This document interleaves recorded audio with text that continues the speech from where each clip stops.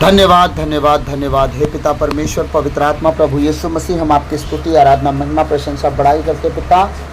प्रभु आपको हम धन्यवाद देते हैं सुंदर समय के लिए, इस भजन गीत के लिए पिता। हम धन्यवाद देते हैं कि आपने हमें अब तक जीवित, सुरक्षित, अचानक मरण से बचाया, हर अप्रिय घटना से, हर दुर्घटना से बचाया, हर एक्सीडेंट, महामारी से बचाया, उसके लिए धन्यवाद पिता। आज तक जो भी हमसे मन वचन कर्म से अपना कर्तव्य पूरा ना करने से हमसे पाप गुनाह हुआ हो, उसके लिए हमें क्षमा कीजिए, दया कीजिए, कृपा कीजिए, हमें दंड ना दीजिए, हमारे कर्ज गुनाह अपराध क्षमा कीजिए, ताकि हम आपके कहने अनुसार जीवन जिए, पाप गुनाह से दूर रहें, पवित्रताई और खराई में चल सके, सहयोग बनाइए प्रभु।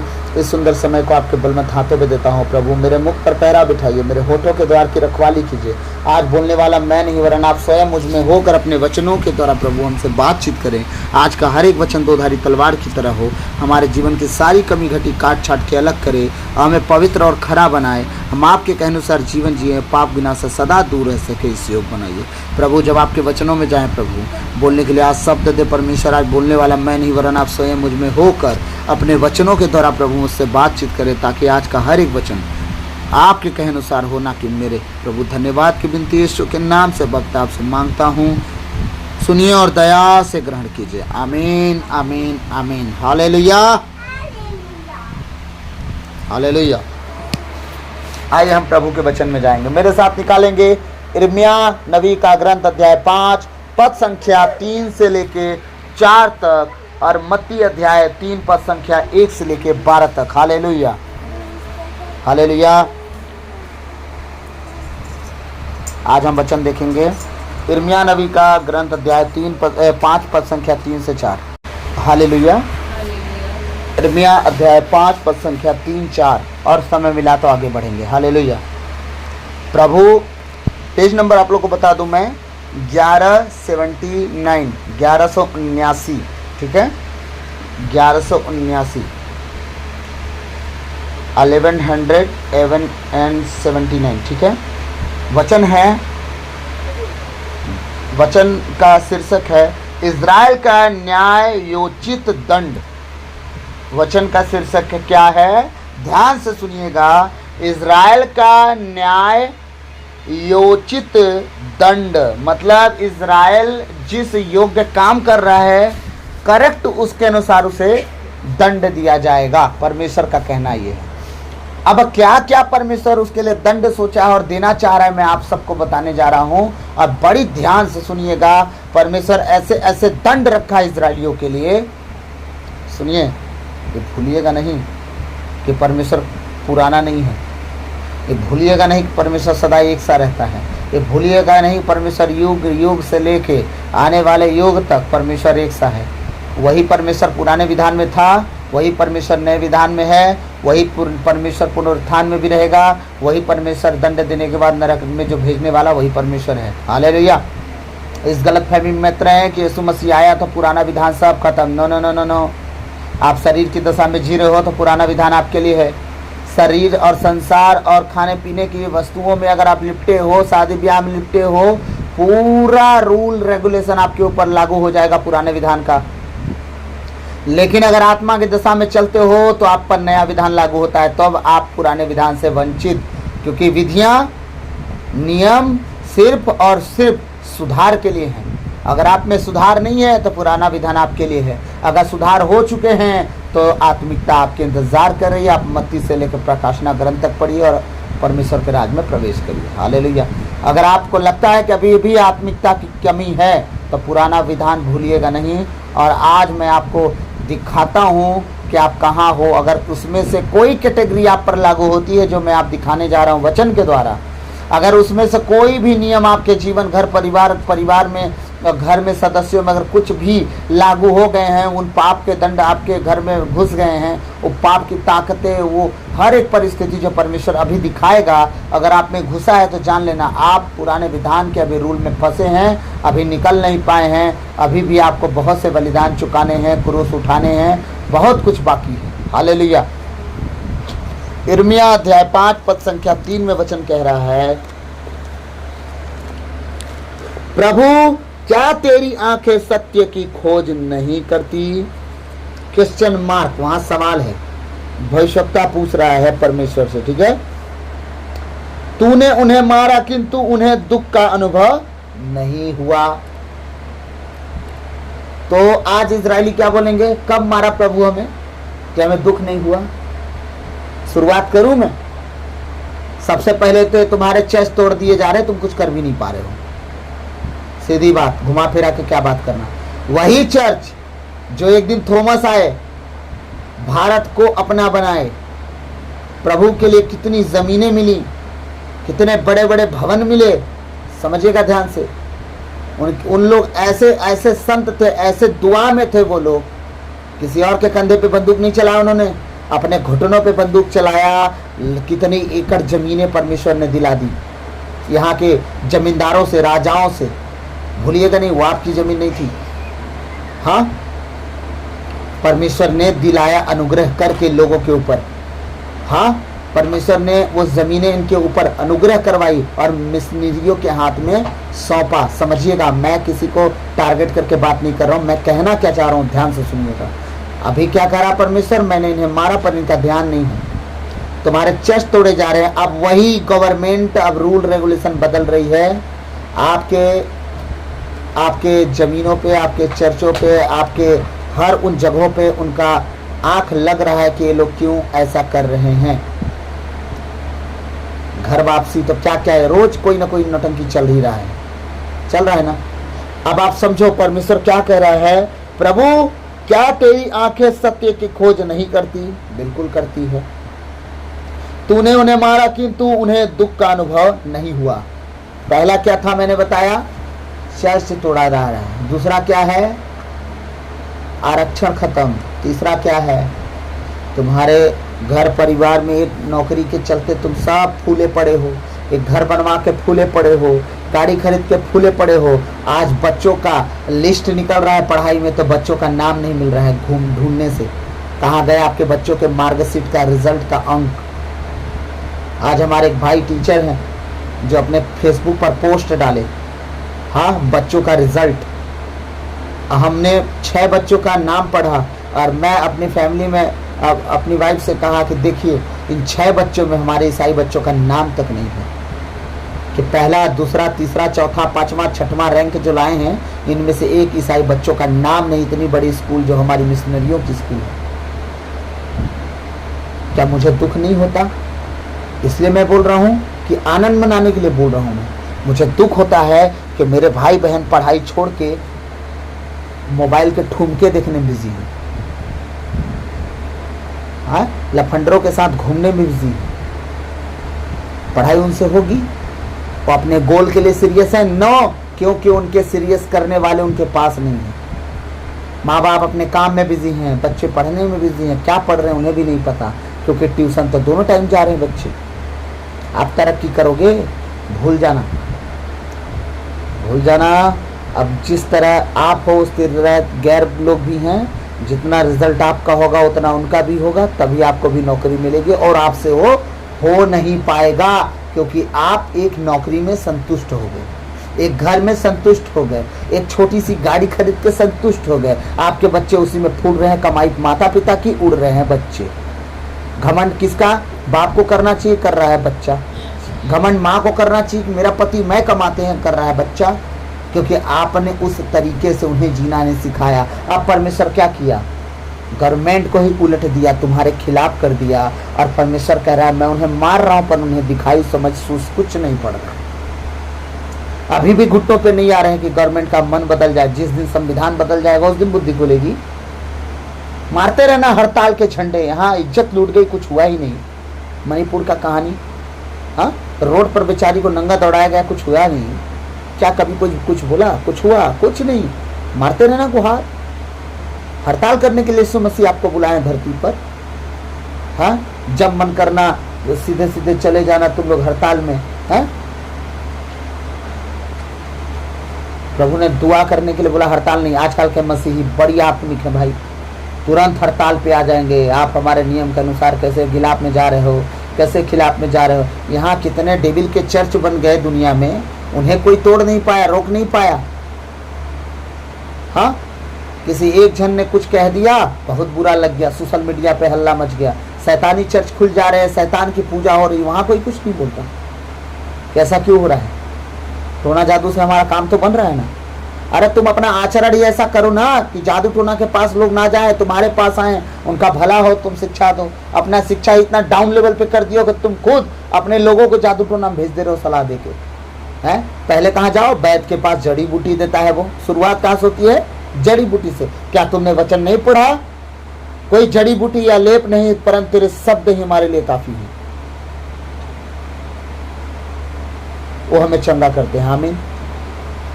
आप जब इधर वचन पढ़ते हैं कि तेरे वचन हमें चंगा करते हैं, तेरे शब्द हमें चंगा करते हैं, जड़ी बूटी की जरूरत नहीं है, और एक तरफ आप कहते हो जड़ी बूटी के पास जाओ।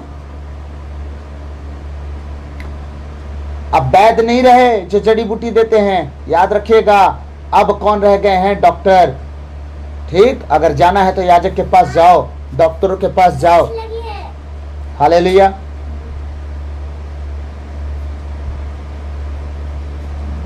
जाओ, बुखार आ रहा है, गोली खाओ, पैरासीटामोल लो और प्रभु का धन्यवाद कहो, यीशु लहू की जय बोलो और उसे खाओ, परमेश्वर चंगा करेगा। हालेलुया। हाँ, लेकिन आप क्या जा रहे हैं, पहले पीलिया का दवाई एक जन देती हैं, उनके पास जाइए, लेकिन बड़े सवेरे आपको जाना पड़ेगा। ठीक, बड़े सवेरे जब आप जाएंगे वो आपको पीलिया का दवाई दे देंगे। वो एक तो ताबीज बांध देते हैं पीलिया का, कोई तंत्र मंत्र नहीं है, तो बस दवाई बांधते हैं। एक कहाँ का रूल है भाई, मसीहियों के लिए। बाइबल तो नहीं कहती ऐसी कि कहती है। जब बाइबल नहीं कहती तो ये भी याद रखिएगा, प्रभु का वचन प्रकाशना ग्रंथ पढ़ के सुन लीजिएगा। वहां कहा है इस भविष्यवाणी की पुस्तक में से एक वचन जो बढ़ाएगा वो भी और जो घटाएगा वो भी, दोनों भी उसके योग्य सजा भी पाएंगे। तो अपना बुद्धि लगा लगा के ज्ञान ना दे प्लीज। मेरी बेटी को भी पीलिया हुआ था, पैदा हुई 6 दिन तक बारिश, 13 दिन तक बारिश हुआ था, रुका ही नहीं, धूप निकला ही नहीं, और मेरी बेटी को पीलिया हुआ। मुझे सलाह मिली, कौन दिया सलाह? मेरे ईसाई भाई लोग सलाह दिए, जिन्हें मैं अगुआ मान के चलता था कि मुझे प्रभु का रास्ता दिखाएंगे। उन्होंने कहा यहीं पे आ जा। मेरा बेटा लेके गया था अपनी बेटी को, ठीक हो गई, तू भी आ जा। मैं बोला मर जाना बेटर है, मैं ओझा सोखा के पास नहीं जाऊंगा, समझे? तो बोलते नहीं नहीं वो दवाई बांधती है, मतलब आप मुंह से कुछ उल्टा सुल्टा निकल जाएगा मेरे, मुझे ज्ञान प्लीज मत दें आप, ठीक है? मैं नहीं जाना मेरे को। मैं सीधा हॉस्पिटल गया, डॉक्टर के पास गया, फोटोथेरेपी हुआ, डॉक्टर ने बोला 24 घंटा लगेगा। मेरी बेटी 13 घंटा में रिकवर हो गई और हम घर आ गए, 24 घंटे की जरूरत नहीं पड़ी। हालेलुया। 12-13 घंटा बस, वो 24 घंटे नहीं रुकने पड़े और मेरी बेटी पूरी रिकवर हो गई। जो 13 दिन का धूप मिलना था, परमेश्वर पूरी तरह से चंगा कर दिया। किस लिए? मेरे विश्वास के कारण। Hallelujah, hallelujah.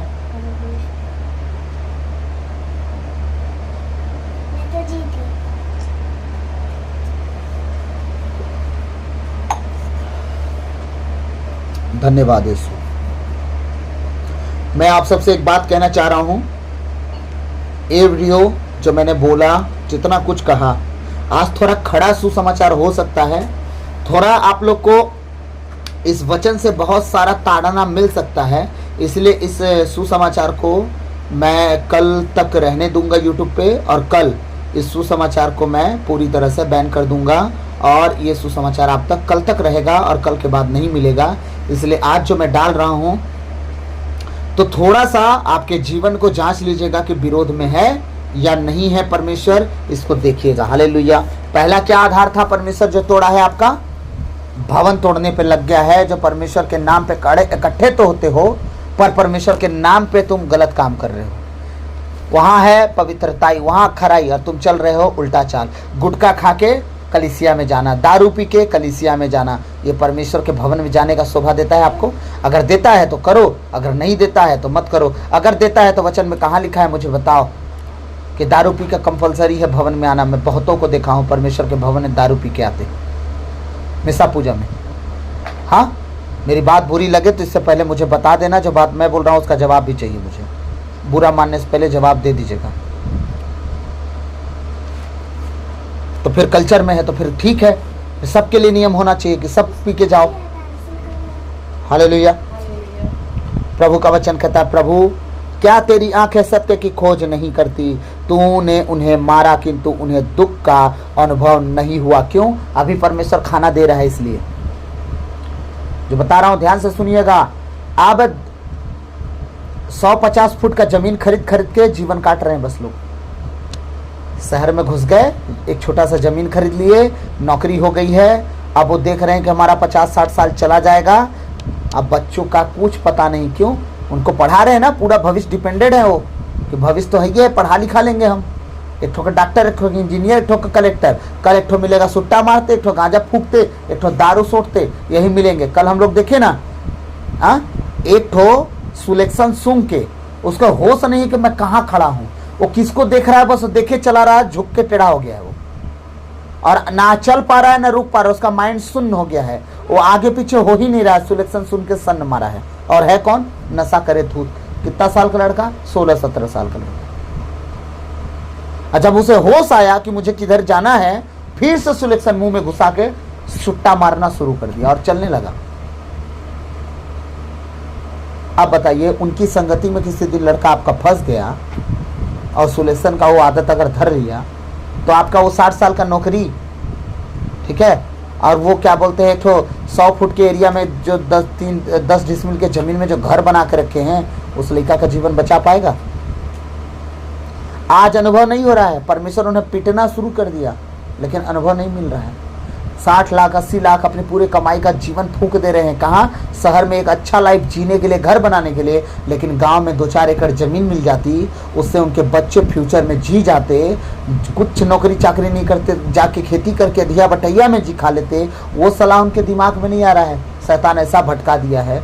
ठीक है, परमेश्वर कह रहा है उन्हें मार रहा हूं, पर उनकी बुद्धि नहीं खुल रही, उनका आधार धीरे धीरे छीन रहा हूं, ये सोच के कि घुटने पे आए ताकि उन्हें बचा लूं मैं और बचा दूं मैं, लेकिन वो आ नहीं रहे। मैं धीरे धीरे उन्हें छीन रहा हूं, लेकिन समझ नहीं आ रहा। अभी बहुत कुछ मैं खोलूंगा, अभी रुकिए, अभी तो शुरुआत किया हूं, मैं बहुत कुछ खोलूंगा। तूने उन्हें मारा किंतु उन्हें दुख का अनुभव नहीं हुआ, तूने उन्हें रौंदा किंतु उनमें सुधार नहीं हुआ। रौंदा बोले तो कैंसर, रौंदा बोले तो लकवा, रौंदा बोले तो मिर्गी, रौंदा बोले तो आप शुगर बीपी हाई, आम बात है। क्या शरीर बीमारियों के लिए बनी है? हाँ, परमेश्वर का मंदिर शरीर बीमार लेकर घूमने के लिए बना है?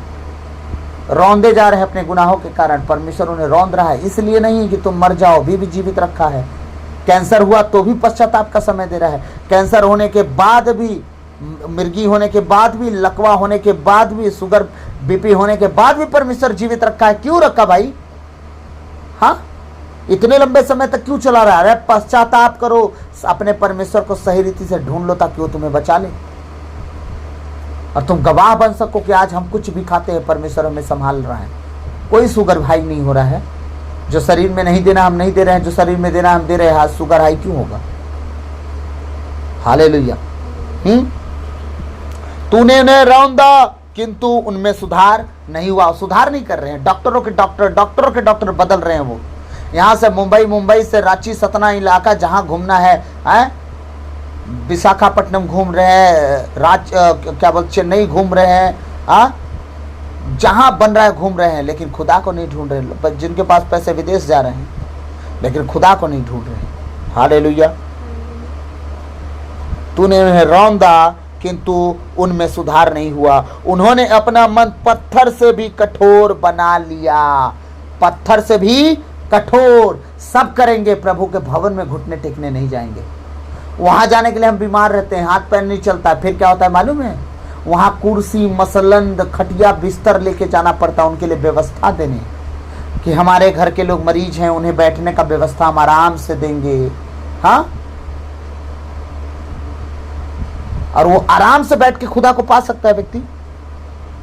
तुमने कर्म कांड किया, परमेश्वर ने तुम पर से हाथ उठाया, शैतान तुम पर जय पाया और तुम्हें कोढ़ी बना दिया। ठीक है, समझिएगा ध्यान से। अब जब तुम कोढ़ी बन गए, तो क्या तुम छोटे बनना चाहते हो उस मानसिकता में कि मेरा हाथ पांव नहीं चल रहा है तो भी मैं जमीन में लोट लोट के दुआ करूंगा? मेरे हाथ पांव सुन्न पड़ गए हैं, अपने घर वालों से बोलो नहीं, मुझे कुर्सी नहीं, मुझे जमीन चाहिए। प्रभु के भवन में मुझे जमीन चाहिए, जमीन, ताकि जब मिस्सा बलिदान हो, वहां मेरे लिए जब बलिदान चढ़ाया जाए, तो वहां से जब हमारा अगुआ प्रार्थना करे, मिस्सा बलिदान चढ़ाए, वो मुझ तक रिसीव करने के लिए आया, मैं रिसीव करूं और चंगी हो जाऊं। जब मेरे लिए प्रार्थना हो, चंगाई प्रार्थना हो, मैं उसे रिसीव करूं। मुझे कुर्सी नहीं चाहिए, कुर्सी तो मुझे तब चाहिए मैं स्वस्थ रहूंगा, स्वस्थ रहूंगी। अभी तो मैं बीमार हूं, अभी मुझे आराम नहीं चाहिए। अभी परमेश्वर के भवन में आधे घंटे ही सही मुझे दंडवत करने की जगह चाहिए। मुझे इतना जगह दो कि मैं मुंह के बगल पड़ा रहूं, मैं मुंह के बगल पड़ी रहूं, ताकि परमेश्वर मेरी दीनता देखकर मुझे चंगा करे। हालेलुया।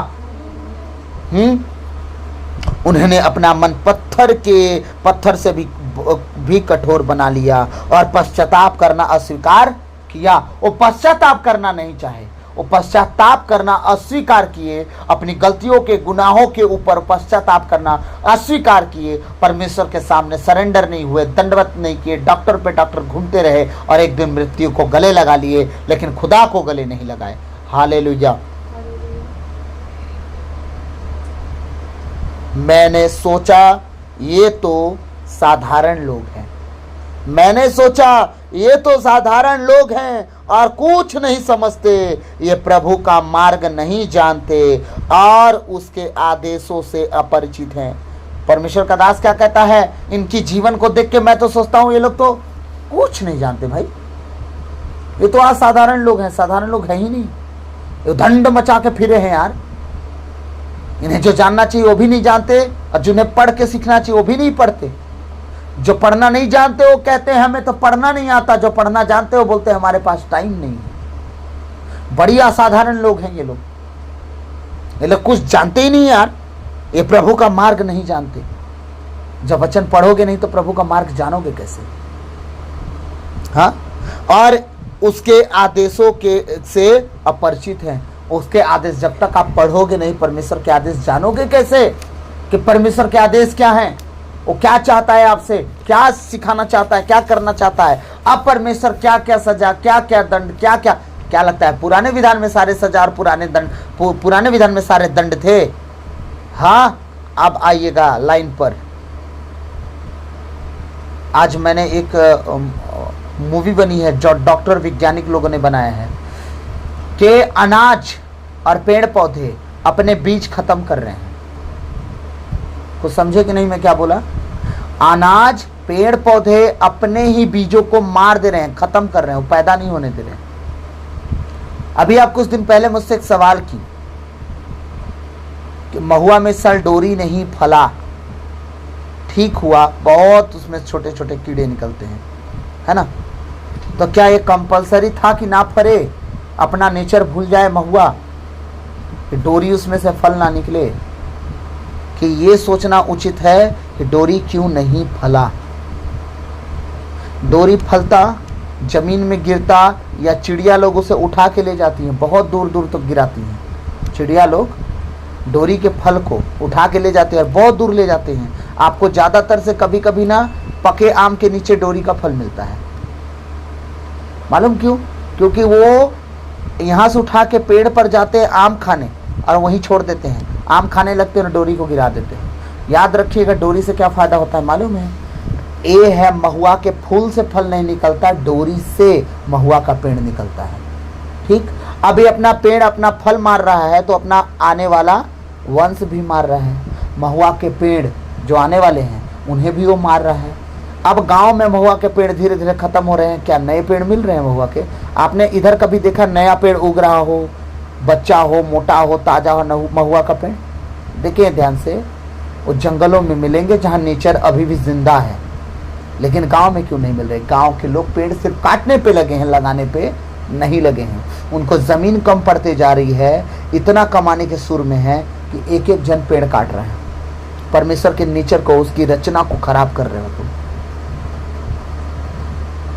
हाँ, अब बताइए कि परमेश्वर, अब जब अनाज, गेहूं की आमदनी कम होते जा रही है, आप धीरे से उठाइएगा ना हिस्ट्री को, गवर्नमेंट हो या वैज्ञानिक हो या भारत को देखिएगा, जहाँ सबसे ज़्यादा गेहूं की आमदनी है, आप देखिएगा गेहूं की आय कम होने लगी है। आमदनी, गेहूं अपना सबसे ठोस भोजन माना जाता है। जौ, गेहूं, जवा तो गायब होते जा रहा है, लगभग गायब हो गया है जौ, गेहूं बचा है जौ के बाद। ठीक है, ये सच्चाई है, आप माने ना माने। जौ धीरे धीरे गायब है, जौ कोई नहीं पूछता, जौ की रोटी खाता है अब तो बीमारों को दी जाती है। सोचिए कितना ताकतवर फूड है, कितना हेल्दी फूड है कि जौ की रोटी खाने से बीमार नहीं रहता है, उसे सूट करता है वो रोटी, लेकिन हम उसे नहीं खाते। जौ का बीज खत्म होना शुरू हो गया, गेहूं पर हम आ गए। शुगर पेशेंट लोग जौ खाते हैं, ठीक है, उसमें क्या बोलते हैं, अर्जो भी हो, मात्रा, बहुत सारी चीज़ें मिलती हैं, ठीक है। अब जौ खत्म होते होते गेहूं खत्म होना शुरू हुआ, समझिएगा। और जब गेहूं खत्म होगा, धीरे धीरे चावल खत्म होगा। मैं आप सबसे कहना चाह रहा हूं कि जब आप परमेश्वर के नेचर के अनुसार नहीं चलोगे तो परमेश्वर का वादा आपके जीवन में काम करेगा कि जिस भूमि पर तुम बसोगे वहाँ की उत्तम उत्तम भली वस्तुओं को, भोजन वस्तुओं को खाने पाओगे। हाँ, तो आप कैसे खाओगे? जब आप खुद आज्ञा के उल्लंघन में जी रहे हो। परमेश्वर अपने नेचर को खत्म करेगा कि नहीं करेगा? हालेलुया। अब प्रभु का वचन 10वां वचन क्या कहता है, हम 10 वचन से आगे देखेंगे। हालेलुया। उनकी दाख बारियों को लूटो किंतु उनका सर्वनाश मत करो, उनकी दाख लताएं काट डालो क्योंकि यह प्रजा ईश्वर की नहीं रही। परमेश्वर का वचन कह रहा है उनकी दाख बारियों को लूटो किंतु उनका सर्वनाश मत करना। परमेश्वर कह रहा है उनके खाने पीने की चीजों का आधार तोड़ दो। पहले दाख बारी लगती थी, अब लगती है, अब बिजनेस हो रहा है, बस अब पूरा डुप्लीकेट दवाई, इंजेक्शन, बस यही चल रहा है। हालेलुया। प्रभु कह रहा है उनकी दाख बारियों को लूट लो किंतु उनको मरने मत देना, उनका सर्वनाश मत करना, उन्हें जीवित रखना, खाए भी मरने के लिए, क्योंकि वो मेरी आज्ञा के उल्लंघन में चल रहे हैं। उसने कहा मेरे नियम आदेशों का आज्ञाओं का पालन करोगे तब तुम भली विस्तृत खाओगे, लेकिन अगर उसे तोड़ोगे तब तुम्हारे बीच में अकाल घुसेगा। परमेश्वर कह रहा है उनकी दाख बारियों को लूटो किंतु उनका सर्वनाश मत करो, उनकी दाख लताएं काट डालो क्योंकि यह प्रजा ईश्वर की नहीं रही। अब वो किसकी हो गई? संसार की। किसकी हो गई? व्यभिचार की। किसकी हो गई? नशे की। किसकी हो गई? जलन की, क्रोध की, ईर्ष्या की, डाह की, गुस्से की, बुराई की, चुगली, निंदा की वो हो गई। संसार की चकाचौंध की, पैसे की, घर की, बंगले की, गाड़ी की और संसार की सब सोने चांदी वस्तुओं आभूषणों की हो गई। लेकिन वो प्रजा, इज़राइल की प्रजा मेरी नहीं रह गई। वो मेरी नहीं, अब सिर्फ और सिर्फ अपनी कमाई, अपने नौकरी, अपने बच्चों की रह गई है, वो अपने फोन की रह गई है, अपने मोबाइल की रह गई है, वो मेरी नहीं रह गई। और 12 वचन क्या कर रहा है? 11 के साथ पढ़ दे रहा हूं। इज़राइल और यहूदा के लोगों ने मेरे साथ घोर विश्वासघात किया, यह प्रभु की वाणी है, किसी और नहीं बोला। ये सारी बातें परमेश्वर खुद कह रहा है कि दाऊद के घराने ने, इज़राइल के घराने ने मेरे साथ विश्वासघात किया है। उन सब लोगों ने मुझे धोखा दिया है। उन लोगों ने कहा प्रभु मुझे धन दे, मैं तेरे राज को सपोर्ट करूंगा। मैंने उन्हें धन दिया पर उन्होंने अपने लिए जीवन जीना शुरू कर दिया। प्रभु मेरे बेटे बेटी उत्पन्न कर, मैं बांझ हूं। परमेश्वर ने दिया और वो लोग अपने बच्चों को कमाने और पढ़ाने में लगा दिया, मेरे सुसमाचार में नहीं लगाया। प्रभु मेरा अभिषेक कर, मैं तेरे राज का सुसमाचार प्रचार करूंगा, बहुतों को, लंगड़ों को चंगा करूंगा, जिलाऊंगा मुर्दों को। प्रभु ने दिया, वो सब बिजनेस करना शुरू कर दिए। चंगाई दूंगा, लेहन करूंगा, मुझे पैसे चाहिए। मैं आऊंगा सुसमाचार सुनाने तो मुझे इतने पैसे चाहिए। मेरे सेक्रेटरी से बात कर लो, वो आपको बताएगा अपॉइंटमेंट मेरा कब है। मैं आऊंगा तो पैसे की बात उन्हीं से कर लेना। हालेलुया। हाँ, मुझे छुड़ा परमेश्वर, मैं तेरी सेवा करूंगा। परमेश्वर ने आपको चंगाई से, बीमारी से छुड़ाया, लकवों से छुड़ाया, महारोग से छुड़ाया, नशे से छुड़ाया, व्यभिचार से छुड़ाया और आपको हर बंधन से छुड़ा के आपको अच्छी अच्छी वस्तुओं दिया, नौकरी दिया, घर दिया, गाड़ी दिया। जिस योग आप नहीं थे, आप परमेश्वर को छोड़ के उन चीज़ों की पूजा शुरू कर दिए, उसकी प्रार्थना शुरू कर दिए, मोबाइल में समय बिताना शुरू कर दिए, खुदा को छोड़ दिया। हालेलुया।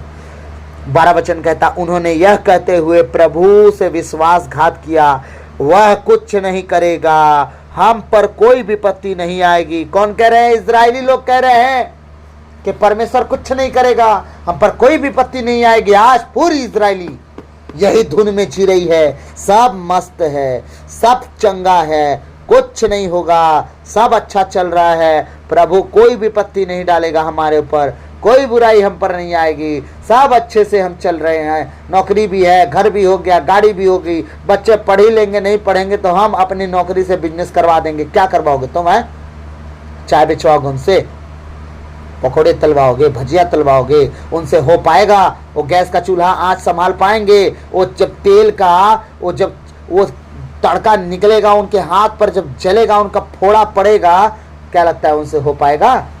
हाँ, आपने उन्हें 20 साल 22 साल तक घर में सुला के खाना खिलाया है, अब आप बोलोगे बेटा निकलो जाओ अपनी कमाई खुद कर लो? हाँ, वो करेगा?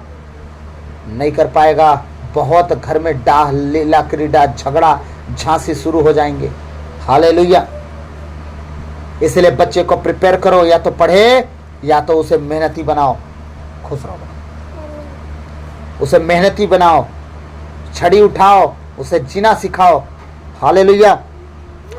उन्होंने यह कहते हुए प्रभु से विश्वासघात किया, वह कुछ नहीं करेगा, हम पर कोई विपत्ति नहीं आएगी, हम तलवार या अकाल के शिकार नहीं बनेंगे।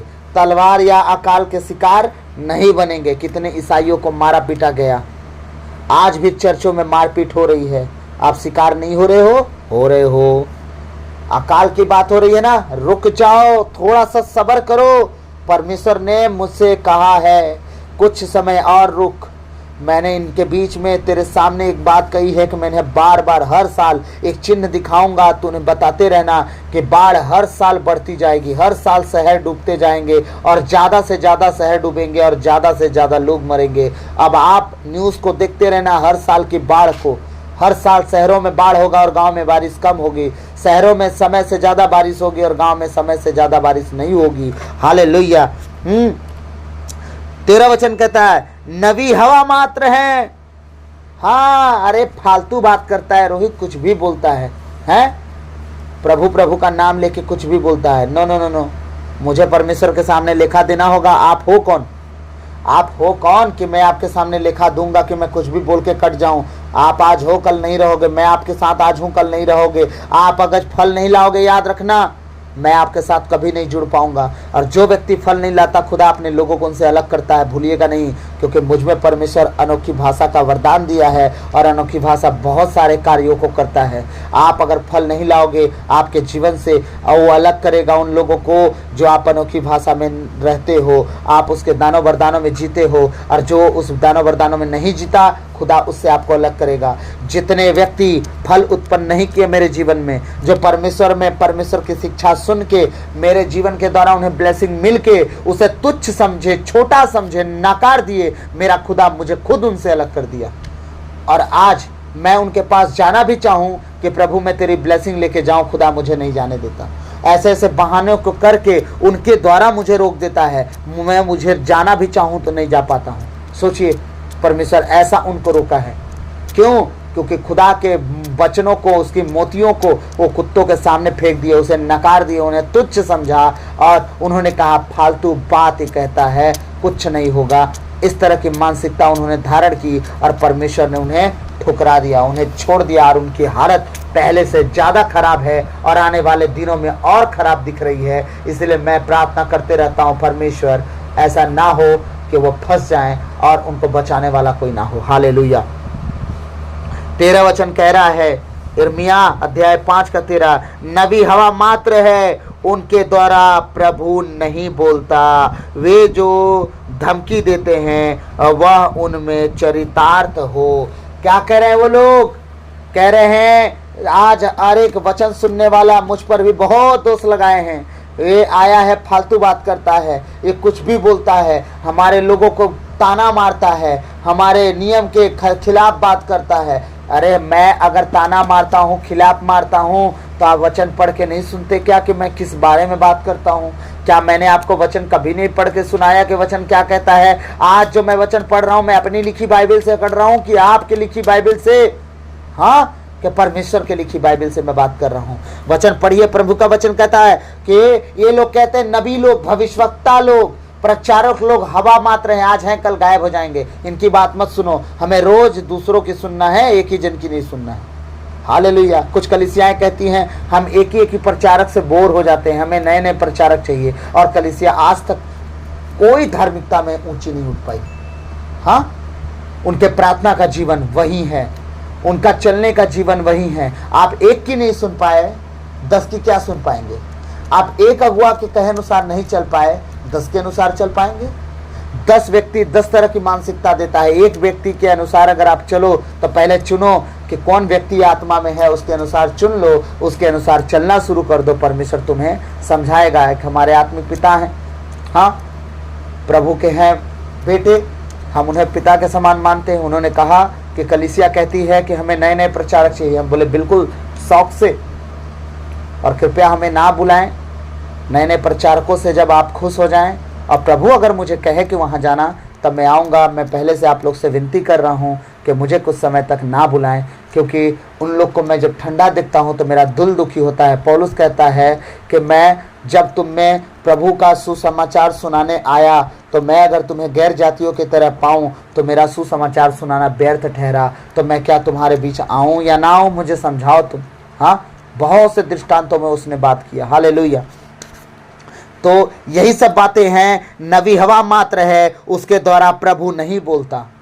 अगर प्रभु वचनों के द्वारा नहीं बोलता, नबियों के द्वारा नहीं बोलता, दर्शनों के द्वारा नहीं बोलता, सपनों के द्वारा नहीं बोलता, आपके कान में धीमी आवाज में नहीं बोलता, आपके हृदय में अगर वो बात नहीं डाल के बोलता, तो फिर कैसे बोलता है? प्लीज थोड़ा मुझे भी बता देंगे आप लोग, कमेंट में डालिएगा, मैं जरूर सुनूंगा कि वो कैसे बातें करता है। सीधे मूसा से जैसे बात करता था, आपके प्राण फट जाएंगे, आपके छाती से सीना बाहर निकल के धड़कना शुरू कर देगा, क्योंकि इजरायलियों के साथ वो आग का खंभा, बादल का खंभा बन के चलता था। जब परमेश्वर इजरायलियों से बात करने लगा, वो भूमि के बल मुंह पे गिर गए और दुहाई देने लगे कि मूसा से बात कर परमेश्वर, पर हमसे बात ना कर। मूसा से तू जो बोलेगा हम सुन के मान लेंगे, क्योंकि तेरी बात हम अगर सुनेंगे तो हम मर जाएंगे, हम डर के मारे कांप रहे हैं। सोच के देखिए, सामने सामना वो बात करेगा, आप सुन पाएंगे? बचेंगे ही नहीं। हालेलुया। मूसा से भी परमेश्वर आमने सामने बात नहीं किया, वो बात करता था, लेकिन बीच में एक दीवार थी, वो बादल की, घने बादल की दीवार की उस पार से वो बात करता था। फिर भी उस बादल का वो अंधेरा उसे नहीं रोक पाता था। परमेश्वर का तेज उस बादल के अंधेरे को चीर के बाहर आता था और मूसा के चेहरे तक जाता था, और मूसा का चेहरा प्रकाशमान होता था, और इजरायली उसके चेहरे को निहार नहीं पाते थे, देख नहीं पाते थे, इतना रोशनी थी उसके चेहरे पे। हालेलुया।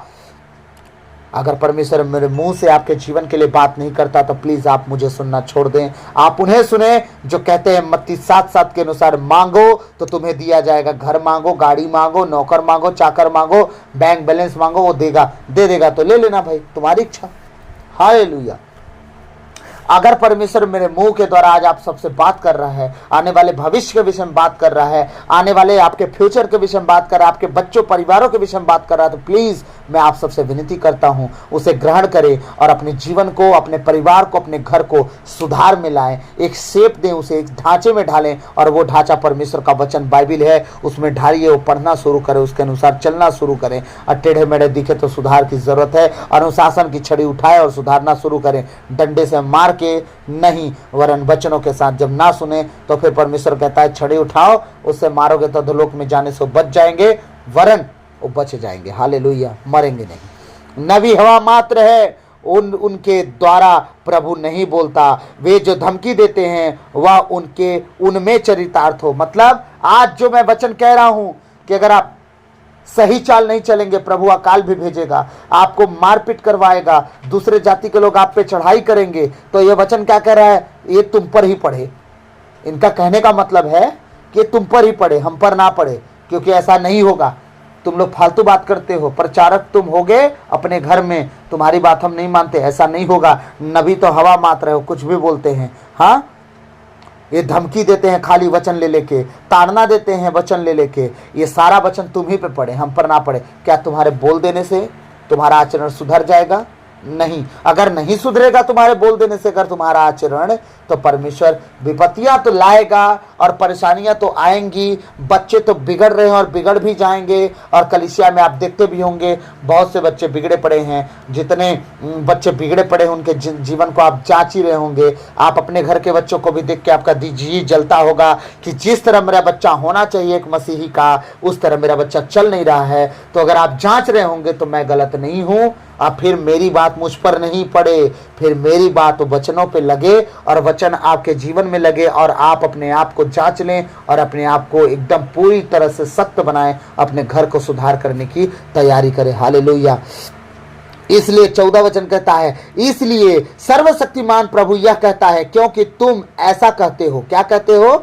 उनकी बात उन्हीं पे लगे। प्रभु ऐसा नहीं कहता है, नबी लोग हवा मात्र हैं, फालतू का धमकी देते हैं। इसलिए प्रभु ईश्वर सर्वशक्तिमान प्रभु यह कहता है, क्योंकि तुमने ऐसा कहा, तुम ऐसा कहते हो, मैं तुम्हारे मुख में अपने शब्दों को आग और उन लोगों को लकड़ी बना दूंगा। ले, अब इससे खतरनाक बात क्या हो सकता है? परमेश्वर कहता है कि ये लोग जो कहते हैं ना कि नबी हवा मात्र है, परमेश्वर उनके द्वारा बात नहीं करता, वो जो धमकी दे रहे हैं, वचन के द्वारा ताड़ना दे रहे हैं कि आने वाला समय का तुम कैसे सामना करोगे, तो उन्हीं पे पड़े। परमेश्वर कहता अब अगर इस तरह वो बात कर रहे हैं तो सुन मियां नबी, मैं तुझे तेरे मुंह पे जो वचन दूंगा वो आग होगा। और वो लोग जो कहते हैं ना कि फालतू बात करता है, वो हमारे नियम खिलाफ बात करता है और वचन के खिलाफ हमको धमकाते रहता है, वो परमेश्वर कहता है वो लकड़ी ठहरेंगे और तू क्या ठहरेगा? मेरी आग ठहरेगा। मेरा वचन तेरे मुंह में आग ठहरेगा और उन लोगों को लकड़ी बना दूंगा और वह आग उन लोगों को भस्म कर देगी। मतलब नबी जब बोला आप सुधार नहीं लाए, परमेश्वर का भविष्यवक्ता बोलता है और आप सुधार नहीं लाए, वो वचन से मैच कीजिए कि जो बातें कर रहा है वचन के द्वारा बातें कर रहा है, उसके अंदर रह के बातें कर रहा है या वचन के बाहर बात कर रहा है। अगर वचन के बाहर बात कर रहा है आप मत सुनो, तब नबी जो बोल रहा है उसकी ओर से भविष्यवाणी है, परमेश्वर की ओर से नहीं। अगर वो बोल रहा है तो उसी के ऊपर पड़ेगा, सच में पड़ेगा। लेकिन अगर वचन लेके बात कर रहा है जैसा कि मैं आज आप सबके सामने रख रहा हूं, अगर इसका तोड़ हो तो कमेंट में लिखें, मैं आपको इस तरह के वचन देना बंद करूंगा। लेकिन अगर आप जो मैं कह रहा हूं सच है और आप मानते हैं कि मैंने जो कहा वचन के दायरे में रह के कहा, तो फिर आप सुधारो अपने जीवन को, घर को, परिवार को, बच्चों को वचन में लाओ, वचन पढ़ाओ, प्रार्थना करवाओ, मीटिंग में लाओ, बड़ी बड़ी संगतियों में जाओ,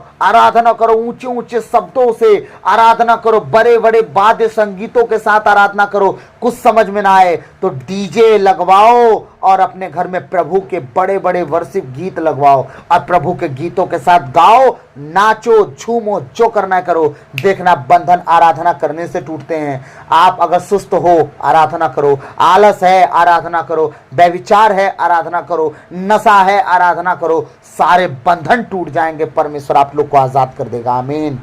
अगर ऐसा नहीं करते तो परमेश्वर कहता है मैं तुम्हारे मुंह में अपने शब्दों को आग और उन लोगों को लकड़ी बना दूंगा और वह आग उन लोगों को भस्म कर देगी और एक जन नहीं बचेंगे।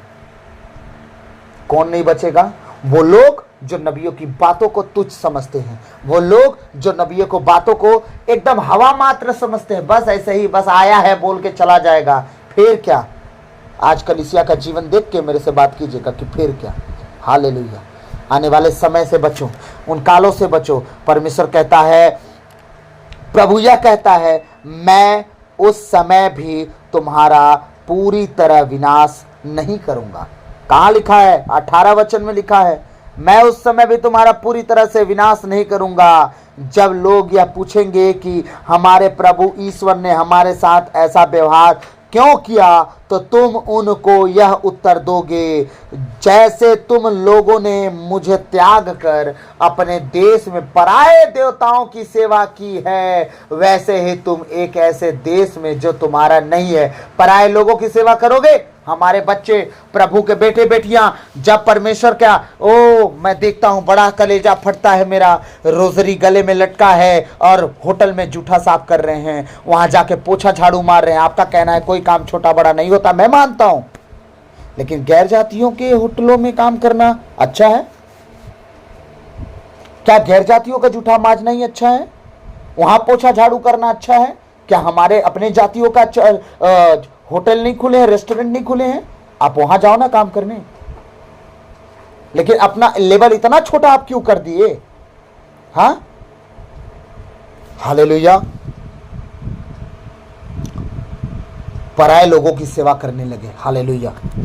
परमेश्वर का वचन कहता है 18-19 में प्रभु यह कहता है, मैं उस समय भी तुम्हारा पूरी तरह विनाश नहीं करूंगा। जब लोग यह पूछेंगे कि हमारे प्रभु ईश्वर ने हमारे साथ ऐसा व्यवहार क्यों किया, जब लोग आपसे पूछेंगे ना तुम्हारा परमेश्वर ऐसा तुम्हारे साथ व्यवहार क्यों किया, तुम्हारा परमेश्वर तो बड़ी दयालु था, तो तुम उनको यह उत्तर दोगे जैसे तुम लोगों ने, किससे परमेश्वर कह रहा है, नबी से कह रहा है कि जब लोग पूछेंगे ना हमारा परमेश्वर, नबियों से ही तो पूछते हैं ना हमारे साथ ऐसा क्यों हुआ, हमने ऐसा क्या गलती किया कि परमेश्वर हमारे साथ ऐसा किया, तो नबी से परमेश्वर कहता है तो तुम उनको यह उत्तर दोगे जैसे तुम लोगों ने मुझे त्याग कर अपने देश में पराये देवताओं की सेवा की है। कौन सा पराये देवता? हम तो मूर्तियों के पीछे नहीं भागते, ठीक है, तुम्हारा मोबाइल मूर्ति है, तुम्हारा बेटा मूर्ति है, तुम्हारी बेटी मूर्ति है, तुम्हारे घर का टीवी मूर्ति है, तुम्हारी नौकरी मूर्ति है, तुम्हारा बैंक बैलेंस मूर्ति है, तुम्हारा घर बनाना मूर्ति है, तुम्हारा गाड़ी खरीद के उस गाड़ी का 4 बार धुलाई मूर्ति है।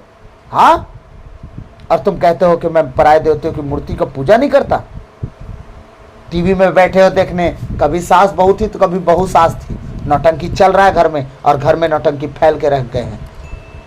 मोबाइल अगर खुल गए तो घंटों व्हाट्सएप देखते रह जाओगे, स्टेटस देखते रह जाओगे, मोबाइल में यूट्यूब देखते रह जाओगे, लेकिन परमेश्वर को समय देने का समय नहीं है, वचन पढ़ने का समय नहीं, प्रार्थना करने का समय नहीं। तुम्हारी मूर्तियां क्या हैं? हाँ, जो गैर जाति कर रहे तुम भी कर रहे हो। हालेलुया।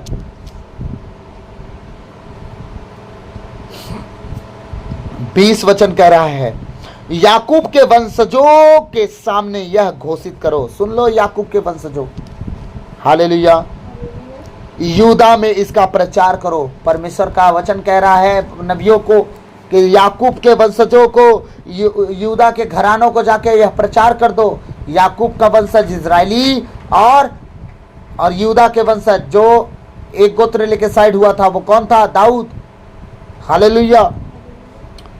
मूर्ख और नासमझ लोगों, जो आंखें रहते नहीं देखते, कान रहते भी नहीं सुनते, इस बात पर ध्यान दो।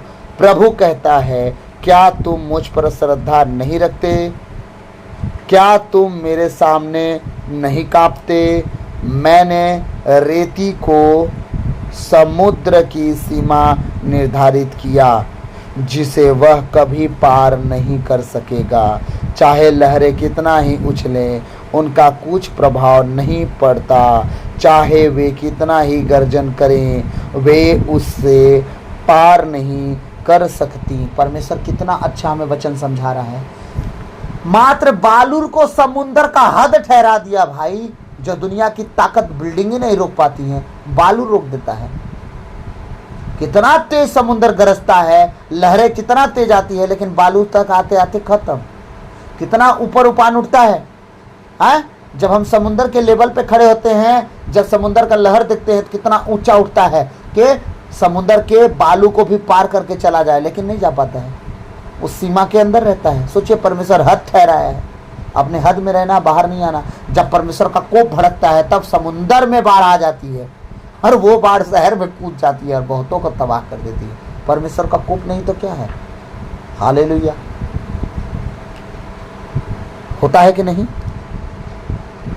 21वां वचन कह रहा है, 25वां वचन कह रहा है, तो तुम्हारे कुकर्मों के कारण समय पर वर्षा नहीं होती। किसके कारण? तुम्हारे कुकर्मों के कारण समय पर वर्षा नहीं होती। तुम्हारे पापों ने तुमको उन वरदानों से वंचित कर दिया है। कौन से वरदानों से? परमेश्वर ने कहा, मैं समय समय पर बारिश कराऊंगा। जिस भूमि पर तुम रहोगे वहां अच्छे अच्छे अनाज भली वस्तु होंगी। आज हमारे ईसाई लोग संडे के दिन हल लेके खेत में जाते हैं, जो परमेश्वर ने मना किया है। उस दिन परमेश्वर की महिमा करने का दिन है, आराधना करने का दिन है। हाँ, और हमारे मसीही भाई बहन लोग क्या करते हैं? संडे के दिन रोपा लगाने जाते हैं, बुआई जोताई चल रहा है संडे के दिन। परमेश्वर क्या कह रहा है? तुम्हारे कुकर्मों के कारण समय पर वर्षा नहीं होती। आज भारतवर्ष में समय पर बारिश नहीं हुआ। इस 2023-24 में बारिश नहीं हुआ कि अनाज धान का रोपा अच्छे से लग सके। बहुत जगहों पे बारिश नहीं हुआ। हाँ, गैर जातियों के लिए रूल रेगुलेशन तो नहीं है, लेकिन हमारे ईसाइयों के लिए तो रूल है ना।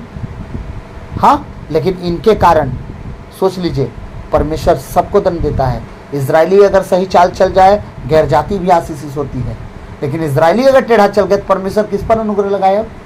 कोई बचा ही नहीं जो परमेश्वर को जानता हो तो दुआ करे। जब कोई बचा ही नहीं तो परमेश्वर दंड नहीं देगा। दंड देगा तो गैर जाति भी तो मारी जाएगी। जब परमेश्वर नीच प्रजा को नहीं छोड़ा तो गैर जाति को छोड़ेगा? हाँ, तुम्हारे कुकर्मों के कारण समय पर वर्षा नहीं होती। तुम्हारे पापों ने तुमको उन वरदानों से वंचित कर दिया है। किन वरदानों से?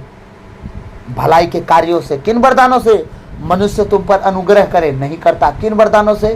तुम्हें अच्छी नौकरी मिले, नहीं मिलती। किन वरदानों से? तुम्हारा घर भर पूरा हो, नहीं हो रहा है। किन वरदानों से? तुम्हारा अच्छा घर बने, नहीं बन पा रहा है। किन वरदानों से? तुम्हें अच्छी भोजन वस्तु मिले, नहीं मिल पा रहे। किन वरदानों से? उन सारे वरदानों से जो परमेश्वर ने ब्लेसिंग का कारण ठहराया, तुम्हें नहीं मिल पा रहा है। सिर्फ एक कारण से, तुम्हारे कुकर्म के कारण से, जो तुम ठीक चाल नहीं चल रहे हो और परमेश्वर की दृष्टि में और पूरी रीति से गलत है। हालेलुया। अगर मेरी बात आप सबको बुरी लग रही हो तो मैं आपसे माफी मांगना चाहता हूं, लेकिन आप बुरा मानने से पहले ये सोचो कि रोहित है कौन, उसका क्या वजूद क्या है? कुछ भी नहीं। अगर वो इस तरह की बातें कर रहा है तो कहां से वो दुखी होकर कर रहा है? हमारा आचरण देख के कर रहा होगा, हमारा जीवन देख के कर रहा होगा, हमारा स्वभाव देख के कर रहा होगा, हमारा चाल चलन देख के कर रहा हो। आपको क्या लगता है आप मेरे दुश्मन हो कि मैं ऐसी बातें कर रहा हूँ? आप मेरे शत्रु हो कि मैं ऐसी बातें कर रहा हूँ? आपसे मेरे हिस्सेदारी लेना है कि आप मेरी जमीन जायदाद को लूट लिए हो इसलिए मैं ताना मार रहा हूँ? नहीं, आप मेरे माता पिता, भाई बहन, घर परिवार के सदस्य हैं। मैं अपने घर पे जाता हूँ, अपने पापा से जब बात करता हूँ, उन्हें इन सारी बातों का भय दिखाता हूँ कि खुदा जब दंड देगा आपको कहीं दारा नहीं मिलेगा, कहीं जगह नहीं मिलेगा, बच नहीं सकते। परमेश्वर जब दंड देने पे आता तो कोई नहीं बचता। मैं अपने पापा को ये सारी बात समझाता हूँ, आप लोग को तो बहुत आराम से समझाता हूँ, उन्हें तो भय के साथ डरा धमका के समझाता हूँ कि किसी न किसी रीति से प्रभु में पूरी रीति से अपना मन लगा दें, संसार की सारी बातों से मन लगाना छोड़ दें। हालेलुया। तो आपको क्या लगता है कि आप लोग मेरे बैरी हैं? नहीं, आप मेरे माता पिता, हम मसीह के अंग हैं, हम मसीह के एक देह हैं। अगर मैं बचा और आपको जिस बात को पढ़ के बच लिया, अगर आपको उस बात को पढ़ के सुना के नहीं बचा पाया, प्रभु के सामने मैं कैसे उपस्थित होऊंगा? प्रभु ने कहा है, याद रखिएगा, अगर तुम्हें कुछ बात पता है और तुम्हारे बताने से सामने वाला बच सकता है, अगर तुम उसे ये जान के नहीं बताए को मेरी नहीं सुनेगा, अगर वो मर गया तो उसका लेखा मैं तुमसे लूंगा, भूलना मत।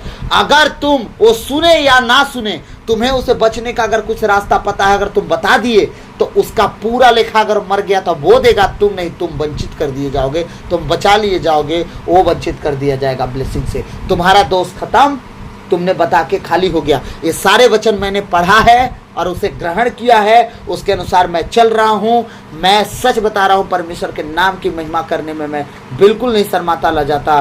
पूरी दुनिया के सामने डंके के चोट पर मैं प्रभु की महिमा करता हूँ और करता रहूँगा। कलीसिया में नहीं शर्माता क्योंकि लोग मुझे देख के क्या बोलेंगे। मैं सबसे ज़्यादा चिल्ला के दुआ करता हूँ, सबसे ऊँची आराधना करता हूँ आवाज़ में, ताकि आप लोग को बता सकूँ कि अगर मैं करता हूँ गैर जाति से आके तो आपको करने में काहे की शर्म, काहे की लज्जा? हाँ, अगर प्रभु मुझे संभाल सकता है तो आप तो नीच धन हो, आपको कैसे नहीं संभालेगा, बचाएगा? हालेलुया। और अब भी आपको लगता है कि मैं ताना मार रहा हूं तो प्लीज आप मुझे माफ कर दीजिएगा, बस यही कहूंगा। और ताना ही सही है, अगर आप इसे ग्रहण कर लिए ना, मैं सच कहता हूं स्वर्ग राज आपका है, क्योंकि आप जीना सीख गए, चलना सीख गए, उठना बैठना सीख गए। परमेश्वर आपको अपना बेटा और बेटी बोल के चलाएगा। आमीन। तो प्रभु आपके आज के इन वचनों के द्वारा आप सबको बहुतायत से आशीष दे। प्रभु किसी बात की कमी घटी आपके जीवन घर परिवार में ना होने दे और आपको जीना सिखाए, चलना सिखाए, उठना बैठना सिखाए। इस वचन के द्वारा आप सबका जीवन बहुतायत से आशीषित हो। प्रभु आज के वचन के द्वारा हम सबको बचाए, संभाले और आगे लिए चले। यह प्रार्थना यीशु के नाम पे मांगता हूँ, आप सबको बहुतायत से आशीष मिले। आमीन आमीन। God bless you all. हालेलुया। प्रभु आप सबको आशीष दे। सबको जय यीशु।